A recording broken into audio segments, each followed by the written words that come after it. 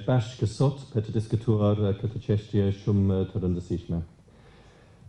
Dear Members of Parliament, dear Commissioner Tselebashi, dear ambassadors, representatives of political parties, civil society partners, dear friends, it's my pleasure to speak to you today about a topic that is of great importance to every citizen in a democratic country, and today focusing on Albania, election integrity, and the need for particularly clean candidates who are free from crime and corruption.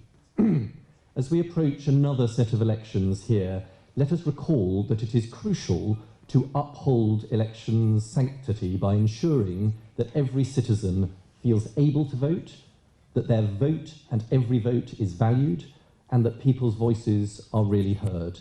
And election integrity, of course, requires a process, as the Commissioner has outlined, that is fair, transparent, and free from any form of interference. But of course that cannot happen if election processes are compromised, whether by criminal activities, corruption, or other means. And we must all stand up and stand together against any attempts to suppress voter rights or manipulation in the election processes for political gain.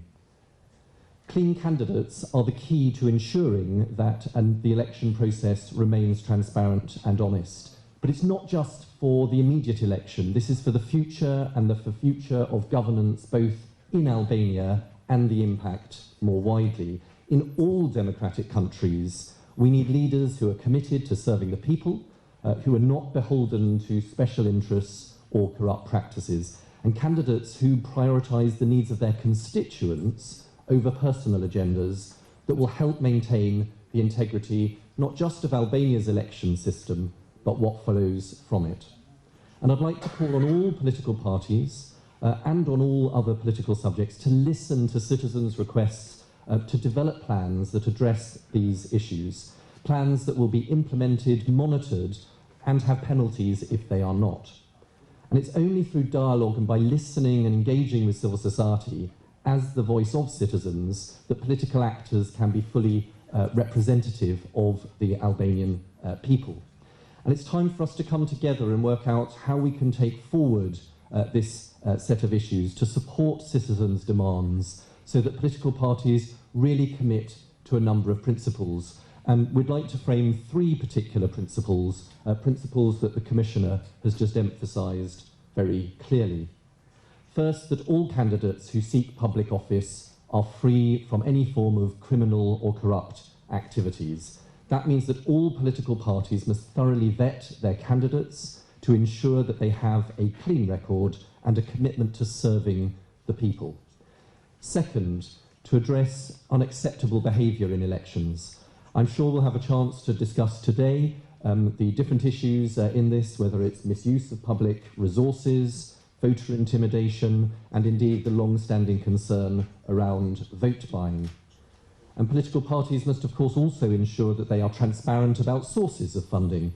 And it's unacceptable for candidates to receive financial support from unknown sources, particularly from criminal organisations or corrupt businesses. So transparency in political financing is essential to ensure that democracy is not compromised by special or other particular interests.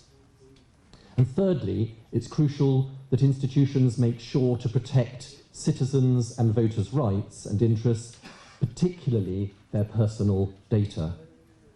Now, additionally, we welcome the full range of recommendations on Albania's election processes from both local and international partners, many of whom are here today, including the OSCE and the Central Election Commission.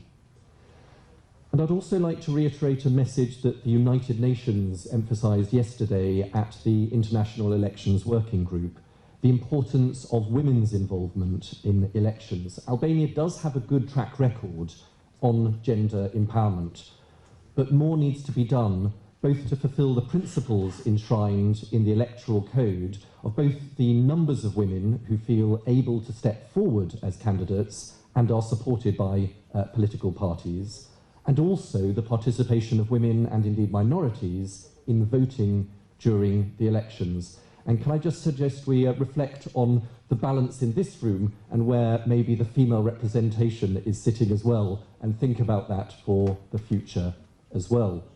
The United Kingdom will continue to support democracy in Albania and to invest in technical assistance to raise election standards, to support election monitoring, and to enhance the participation of citizens through civil society and the media.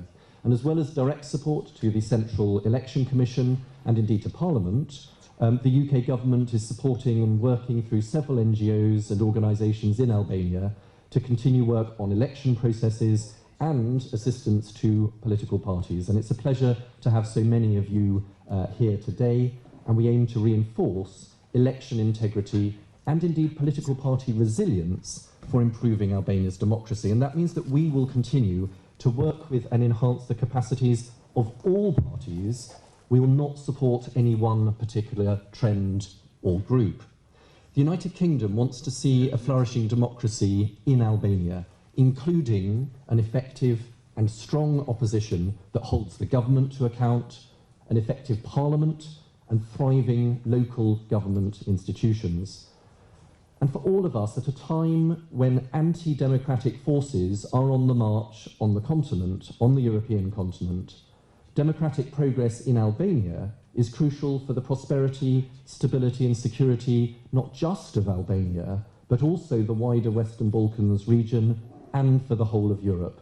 So I look forward to hearing your commitments, our discussion and suggestions on how to build citizens' trust and enhance election integrity in Albania. And may I thank the Helsinki Committee and our other hosts today for bringing us together for this important debate. Shumë faleminderit. Thank you. Shumë faleminderit ambasador për mesazhet që dhatë dhe për vendosin e theksit që zgjedhjet janë përfundimtare.